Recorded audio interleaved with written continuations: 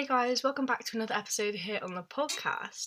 I've not spoken to you guys in so long again, but I have some news for everyone who's wondering why I don't post that regularly these days.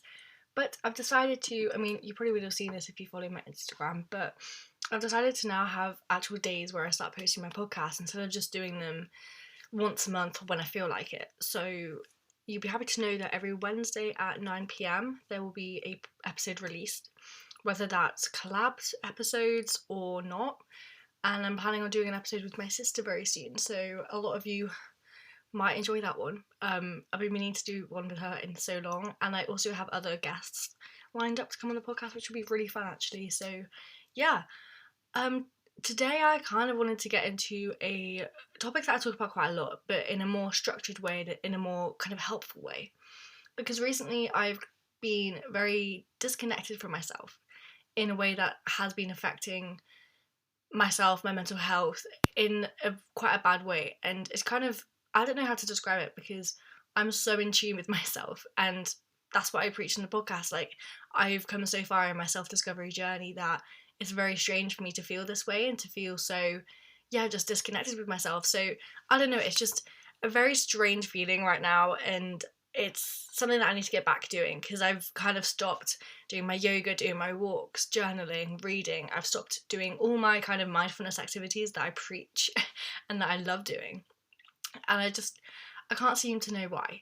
There is something in my mind that is just, on my mind that is just really, I don't know what the word is, just some trauma that I need to work through. And I don't want to. And it's, when you just have that one thing that you just can't seem to move past, that's what is going on right now. And that is definitely jeopardizing everything right now. And with the fact that my whole life has changed, and now I'm not going back to uni next month, I'm instead staying at home and I'm working. So it is a very strange feeling right now, but I'm going to work through everything I need to work through. And this is why I wanted to do this episode, to help you if you're in a stuck position right now, and also to help myself by talking about it and getting through this kind of stuck phase I have right now. So, as you see by the episode title, this is all about the importance of getting to know yourself.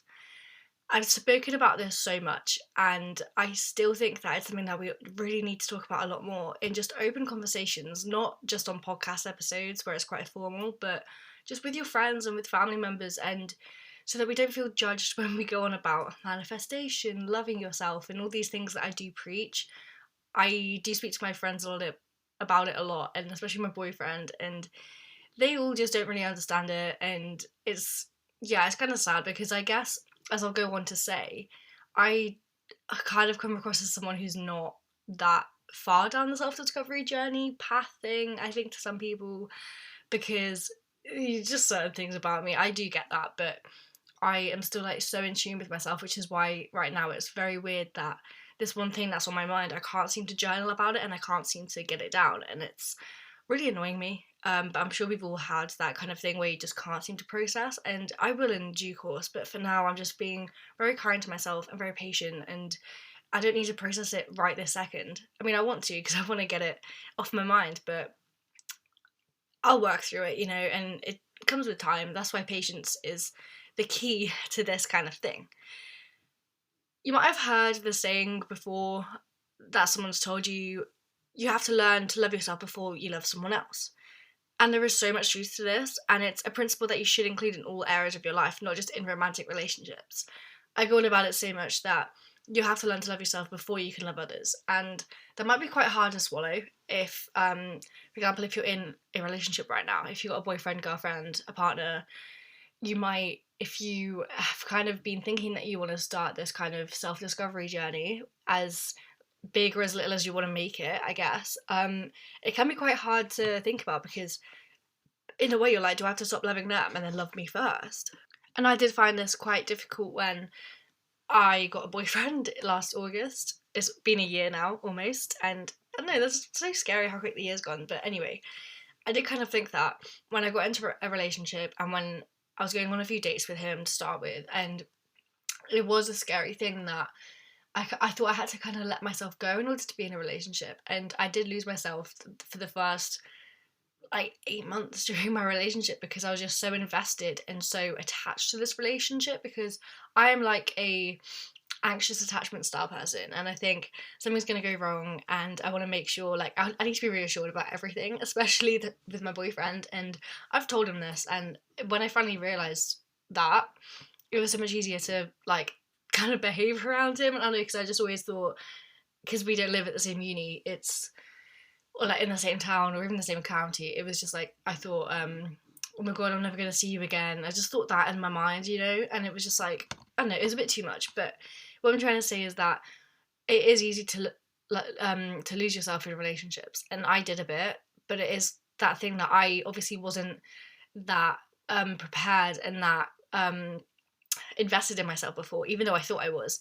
And we all know from this time last year, last May, last June, I was just so into all of this mindfulness, and I really did find myself, and I found a different part of myself when I had my boyfriend, I guess. But it's just important to focus on you. Even if you're in a relationship, you can focus on you. And that took me quite a long time to realise that. Like, an example is that I love to get up early, whereas my boyfriend stays until midday most days. And it took me such a long time to adjust. I thought I had to adjust to his sleeping pattern in order to be compatible or whatever.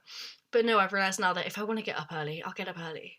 But to be fair, most of the time when we do sleep in later, we have had a few drinks the night before, so I don't really mind that much. But I was getting very annoyed at him, but then I realised, Ellie, you can't just get up.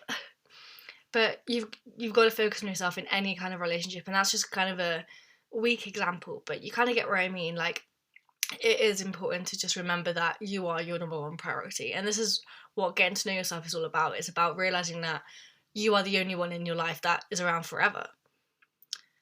Throughout your lifetime and all the troubles you may face, you will always have yourself, as I just said. And that's why it is so important to be your own best friend and to know who you are inside out. Anyone else can just up and leave your life at any point. And even though that's scary, there's also reassurance in the fact that the people who are meant to be in your life will stay. And on top of that, you will always have yourself though. So that's why I think it's so important to put everything you have into the one relationship, which is with yourself. I'm not saying to neglect everyone, and that's what I got wrong. I mean, when I started my journey over a year ago now, and I thought I had to kind of cut everyone off and just literally be on my own all the time and do things just for me and for no one else. And I wasn't selfish because I wasn't actively saying, no, I don't want to be your friend. It was just, I just didn't hang out with people. So it wasn't selfish as such, but it was just a bit, I just didn't know that you need social time as well as alone time. So that is why that happened to me. But it's just so important to get to know yourself and just to learn that you are a good person. I think if we're moving on a little bit here to something a bit deeper, I've heard a lot of people say that, oh, I'm just not a good person, or oh, you don't want to hang out with me. And I've heard people say that in real life, like my friends, but also you see a lot of TV shows when people have those mental breakdowns about, oh, why do you love me? Why is everyone around me? Like, like the bad boy saying that.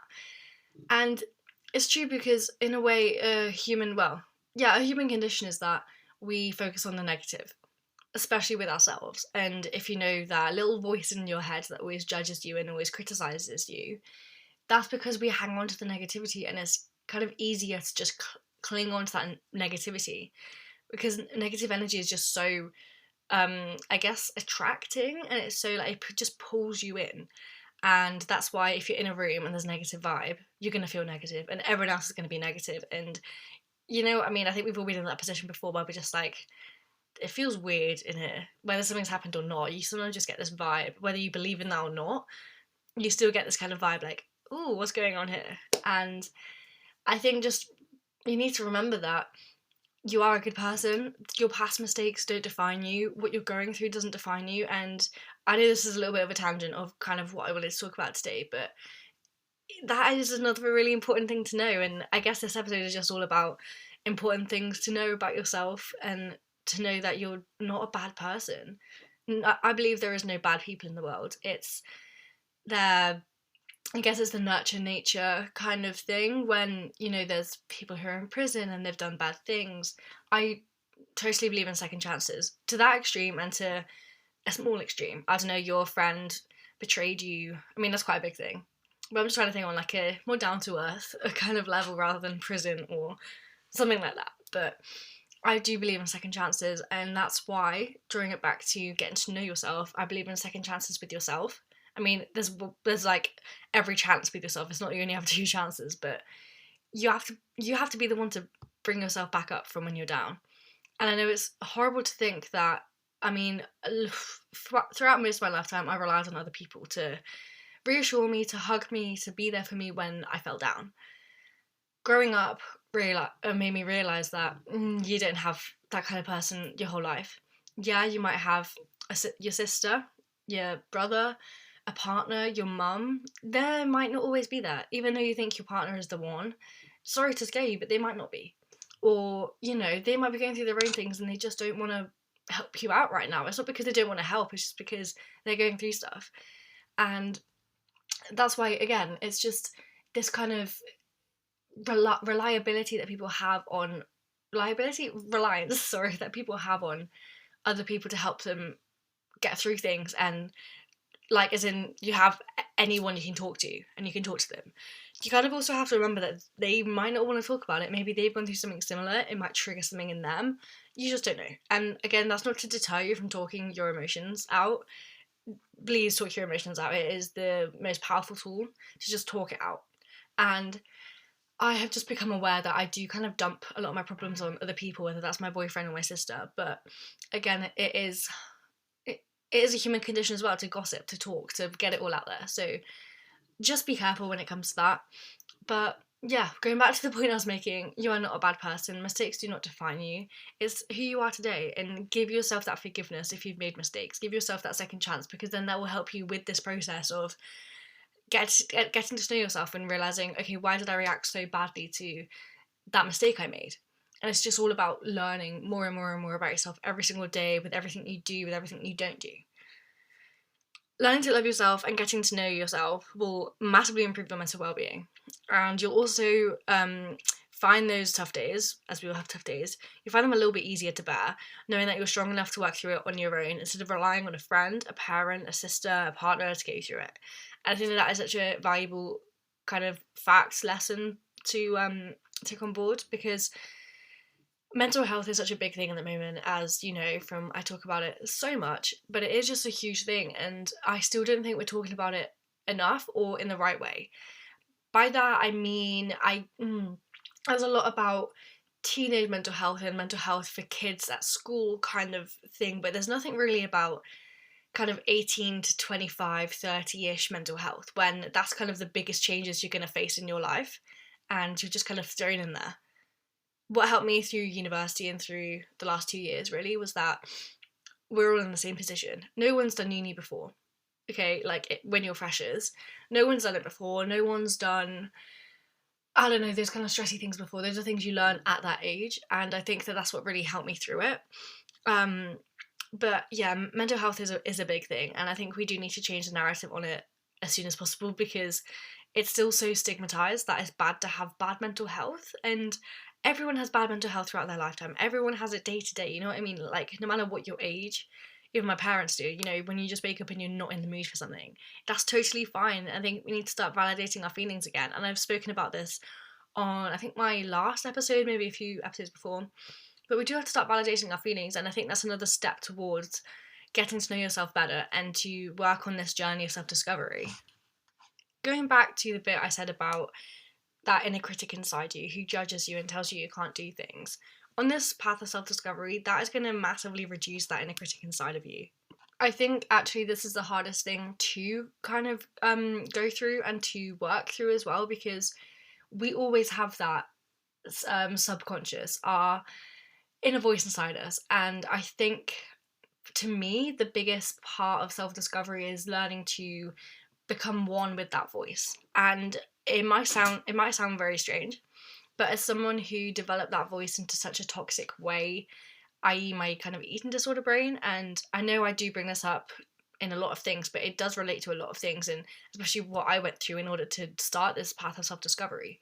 But I developed this extra toxic side of my inner critic, and I know people have it to different extents, whether you have an inner critic that is literally feels like someone else, like I did, and you feel so detached from yourself because that voice is taking over, no matter what, if it's an ED brain or OCD, anxiety, or just basically you're just got a really loud inner voice. And you don't have to have a disorder or something wrong with you to have that. We all have that horrible shouty voice in our head sometimes. And when it gets to that extent, possibly like I did, I get that it wasn't as big as some people might think it is, but to me it was. I felt so detached from it, and learning to work with that. I mean, I know it is different with my, like, what I went through, but learning to work with that and to change my own way of thinking, because I was so detached, I had to use kind of my body and my mind, and I kind of had to, it's really hard to explain, but I kind of had to tell that voice in my head, with such a weak voice at that point, because I wasn't anyone.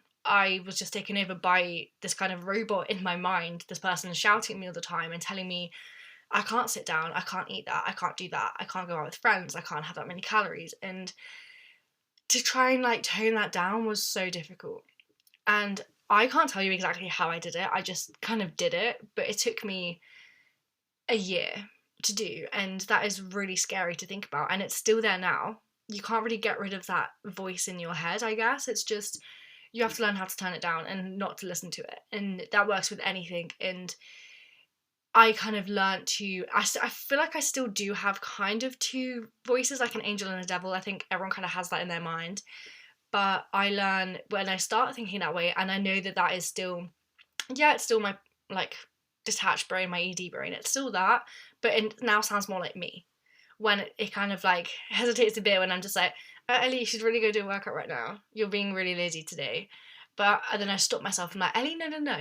You don't need to do that. And I kind of battle that voice, but at the same time, it is still united. And I think that's what the main part of the importance of getting to know yourself and learning to love yourself on this kind of journey is to unify yourself as one. And that sounds weird to people who don't kind of believe in the spirit, mind, body thing. I'm not a huge believer, but at the same time, it is something that does help kind of understand this kind of portion of this episode as well. That, I mean, you can do loads of reading on it, but, and I still need to, but it's really important to know that, yeah, you need to unify yourself as one. And it's really hard to do. It's not quite that easy to explain. It's just kind of, you have to do it. You have to have those long conversations with yourself that everyone is deathly scared of, literally actively out loud in your room at night or wherever. I do it on a walk sometimes.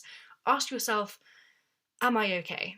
Why did I react that way I did today? Why am I doing this? Why do I feel this way? Etc. etc. You've got to actively ask yourself those questions in order to get to know yourself. And that is the step number one, I'd say, to self-discovery, is kind of asking yourself questions out loud, verbally. Ask yourself, okay, am I okay? And that is step number one. And if anyone comes to me for advice about, oh, Ellie, how did you start your path of discovery? I always say that. I say you've got to have that horrible, hard conversation with yourself. That is the hardest thing to do, is to start it, obviously, because you will feel 10 times better afterwards. And it is scary, it sounds weird, it sounds strange, but it's so valuable to kind of just reassure yourself that you are there for you. And again, it's really hard to explain to people if they don't really believe in all this stuff, but you are your best friend, and you're the only one that's going to be there for you your whole life. So you've got to start working now on this relationship. If you're similar age to me, if you're a bit older, especially if you're a bit older. And I think it is something that, again, is so stigmatized, and what we really need to start working towards a little bit more. And I'm going to shut up about me ranting about different things now, and I'm going to get back on track with this video. With working with that inner critic inside you, you'll become one with yourself, as I said, and you'll stop judging yourself for the mistakes you've made in the past, because your mistakes do not define you. And yeah, we all make mistakes in our lives, but they're just lessons at the end of the day. We learn from them, as long as you think about it in that way. If you still think of them as mistakes, again, that's probably step number two, that you need to stop judging yourself for everything you've done in the past and move on, because you're here to start discovering yourself from now, and you're starting a new chapter of your life. Yes, you do have to work with your past in order to go into the future, I guess. And again, that is really hard, and that is something that I would suggest doing with a therapist or with someone. But again, it is so valuable to do it on your own until you feel like you can't do it anymore. And that's the stage where I'm at right now, where I am very hindered in this kind of process, because I do need, I think, professional help with it. And that's not a bad thing. I just think I need the extra nudge, maybe literally just a couple therapy sessions, I don't know, but you just need that extra little nudge sometimes, and that's fine. And I mean, the nudge I got to start my journey was I just listened to a podcast, and maybe that's helped spark people today, but I don't know, I hope it has. But I literally listened to it, I think it was a 10-minute podcast, and then I watched this YouTube video by the same girl, and I just wanted to get better straight away. And as soon as you know and like you understand that you need to get better, or you need to, or like you want to improve yourself, as soon as you know that, like, I'm not saying start this journey now even if you don't want to, I'm not saying that, you've got to want to do it. And it's not like you've got to jump on the bandwagon with your friends if all your friends are doing it, or you see everyone being that girl on TikTok, you know what I mean? Like, it's, you got to want to do this, and you don't have to do it. I'm not saying you have to ever go through this journey, but you will see a benefit of doing it, is what I'm trying to say. But through this journey, you'll become someone who has more peace and patience for yourself. And when you treat yourself with love and respect, you can teach others to do the same.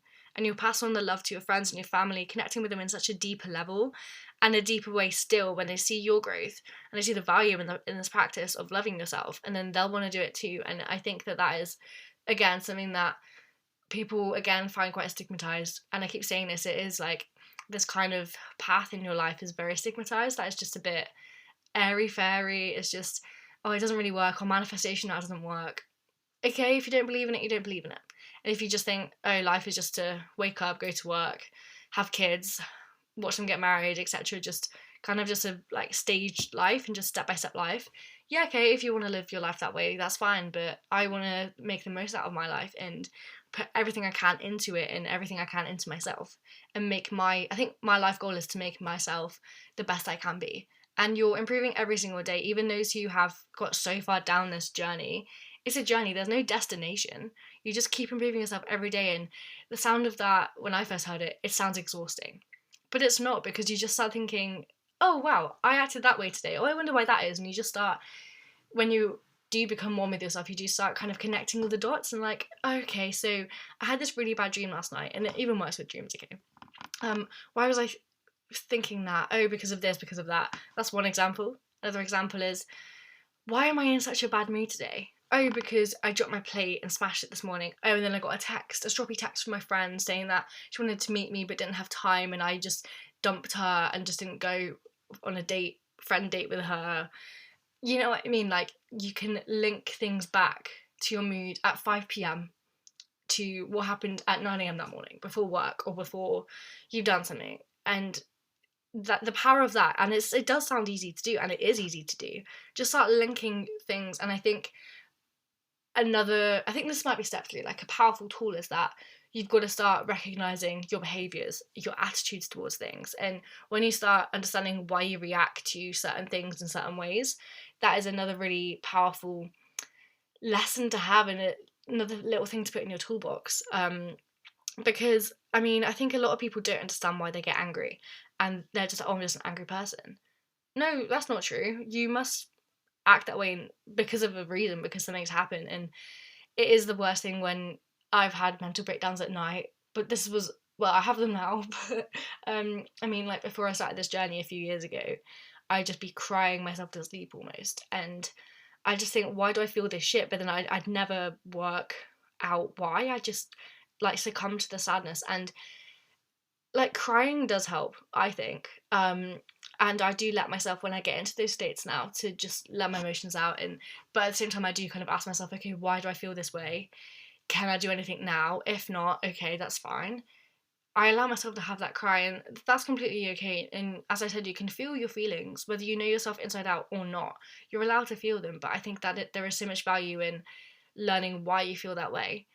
And even now, sometimes I genuinely do not know why I feel a certain way, and that's scarier. And I hate those feelings, and I get that every now and again. I just get this overwhelming feeling of just sadness, and I have kind of tied that to, I'm on the pill, so you know, and I am going through stuff, and it's usually just everything in one. Why I get overwhelmed of all my emotions, because I'm feeling so many. I just want to say quickly that this practice of personal growth and learning to love yourself and learning to really connect with yourself on such a deep level can feel really exposing, vulnerable, scary, tedious, exhausting, but you just have to trust that you can do it. And it's not going to be easy, okay? It's really not.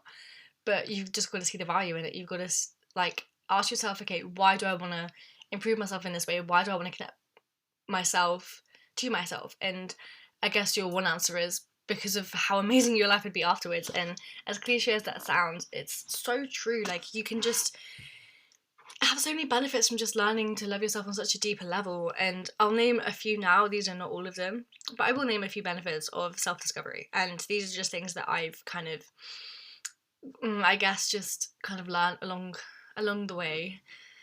Number one, you'll have more self-control. And when I wrote that down, I did not know what I meant. But what I think I mean by that is that you will have control over your emotions, you will have control over the way you react to things, and you just suddenly lash out at someone, for example, because you're so overwhelmed or you're angry at yourself, you're angry at something, and then you just take out your emotions on someone else. I used to do that, and I used to feel so bad afterwards because obviously it's not this person's fault. And I think a lot of people do it when they're teenagers. You just lash out at everyone because you're feeling a certain way, especially at your parents, especially at your friends. And that's why friendship groups always break up during teenage years. And to be fair, we're lucky that our group stayed pretty much the same. But it's because you can't control your emotions. And it is hard to deal with at that age. Like, such a young age of you're learning to do everything. You're learning, like, who you are, even though you don't know who you are. And you don't really get to know who you are until about university age, in my opinion.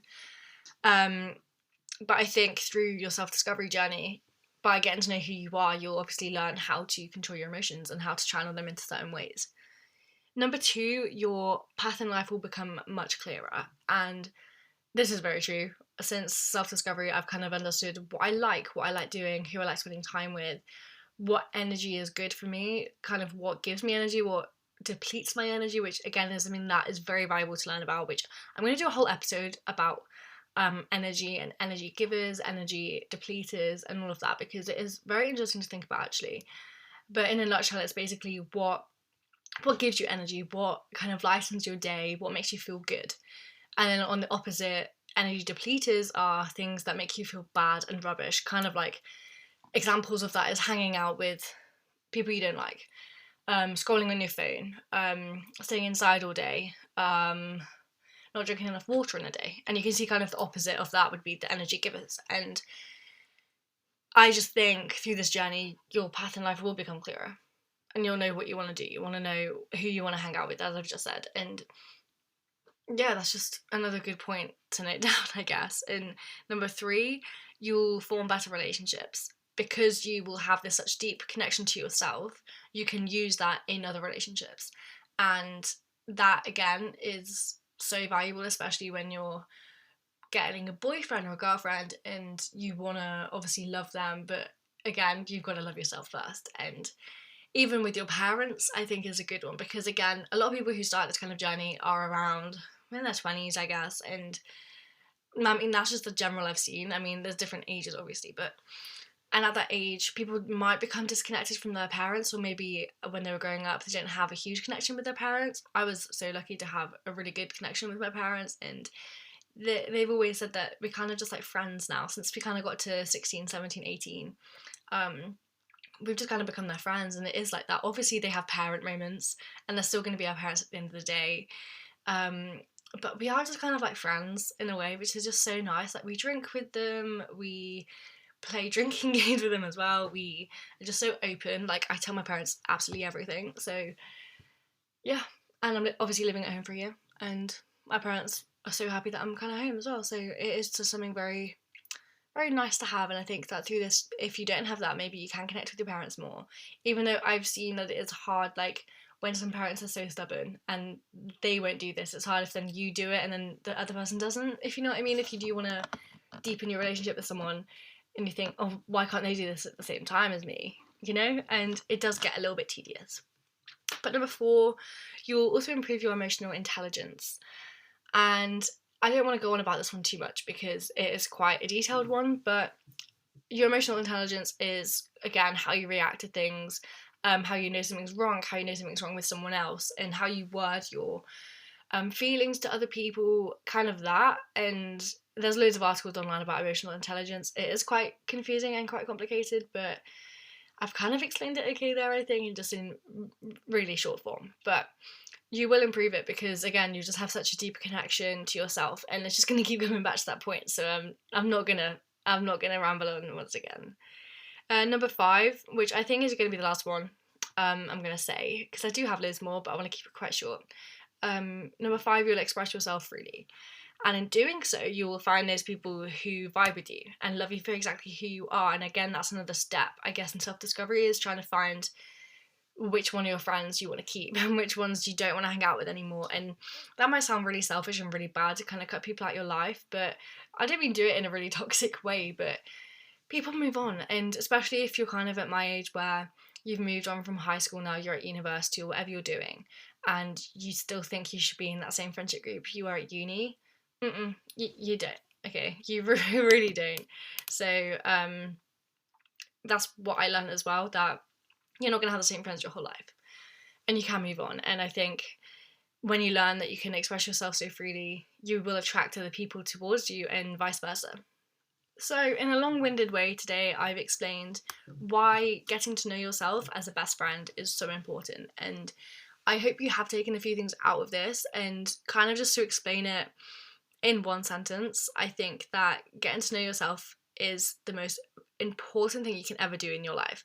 The relationship you have with yourself is the only one you know you will have forever. And I think just knowing that really did make me kind of want to get into this journey, because it's very true. Like, you don't have everyone forever. Yeah, you got your family, but things happen, and the only person who will be by your side the whole time is yourself. So you need to learn to love yourself, because otherwise you're going to find life a lot harder, in my opinion. So I want to know if you have started this journey, or what's helping you exactly. You can DM me on Instagram. I'm also going to put a blog post out later today on the same topic, so you can comment on that, you can share that, and please review this, because I don't have many reviews on this episode yet. Not episode, this podcast yet, so I would love to see some reviews. I'd love to see some rating and stuff, so please do that on whether you're on Apple or Spotify or even Anchor. Go for it and let me know your thoughts on this episode. You can, as I said, DM me or send me an email. I don't really mind. I'll leave my socials in the box below. So thank you for listening, and bye.